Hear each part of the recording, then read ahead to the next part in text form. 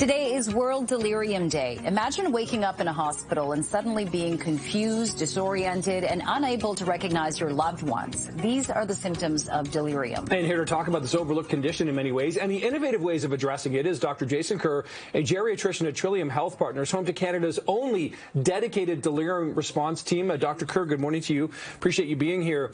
You know, we talk about it being overlooked and sometimes, underdiagnosed here. Can you give us a sense of the breakdown of how difficult it is to diagnose delirium and then how many people likely suffer it, but we don't kind of know? Yeah, so it's a great question. Thank you both for having me. So delirium means there's a sudden change in thinking characterized by acute confusion that's often secondary to a medical illness. It's something that affects about 30% to 50% of older adults who come into the hospital. It also affects adults and young children, actually, as well, anybody with a medical illness. It's something that still goes unrecognized despite the fact that it is very, very common. And so in our hospital, we've designed a variety of interventions. We have a delirium team that will go and assess patients who develop delirium when they screen positive for nursing staff. We have 18 geriatricians, which is the largest cohort of older adult specialists in the country who can assess these patients. We're looking at very exciting things as well. We've developed AI-supported tools where we can actually predict which patients will develop delirium and get the interventions to them much quicker than we could before. We're designing the largest hospital in Canada, and I don't want to brag, but it's really based around older adult care. So floor-to-ceiling windows, a huge amount of natural light coming in, which we know prevents delirium. Also, every room will be private, so people will have their privacy, their quiet time at night to help with that sleep-wake cycle. So that's what we're doing to help with delirium. And what is so dangerous about delirium? Like when a person or patient gets it in a hospital setting, why does that kind of contribute to the mortality rate? So that's a great point, Jennifer. It does contribute to the mortality rate. You can have somebody come in with the exact same illness. Let's say two people who both come in with pneumonia. One gets delirium, one doesn't get delirium. The person with delirium is 3 times as likely to die within 30 days as opposed to the person without delirium. Wow. We're not sure exactly why delirium happens. It's still a very misunderstood issue. Besides the non-drug strategies, we don't actually have a medication that can help with that. Besides mortality, there's also much higher rates of being admitted to a long-term care home.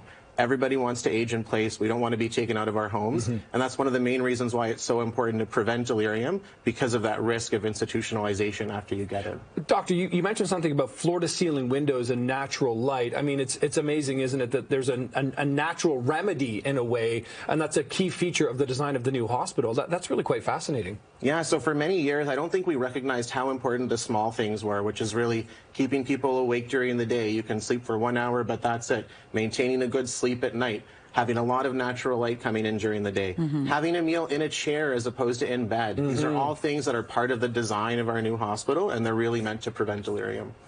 And what kind of age cohort does delirium, like in terms of people, like who does it affect most of? So mostly it does affect older adults. I always tell families, 1 out of 3 people who come to a medicine ward will get delirium. 1 out of 2 people who come to a surgery ward over 65 will get delirium. If you're in the ICU, 8 out of 10 of those people over 65 will get delirium. Very common. But I will point out it does happen to adults, and it does actually happen to children as well. So delirium is a common thing you'd see at sick kids. So is there a test for it and a treatment, or is it like, I'm kind of confused about that part. So we don't have like a blood test or a brain test or anything like that. We have a lot of screening tools that are very important that we use. So it is a clinical diagnosis. You need to see the patient. More importantly, you need to talk to the family.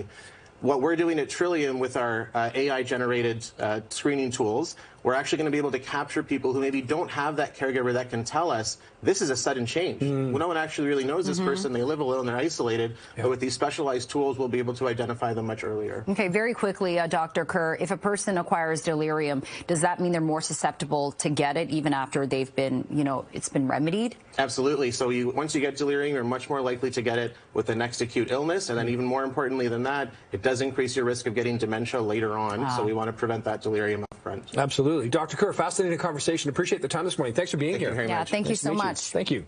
So we've got more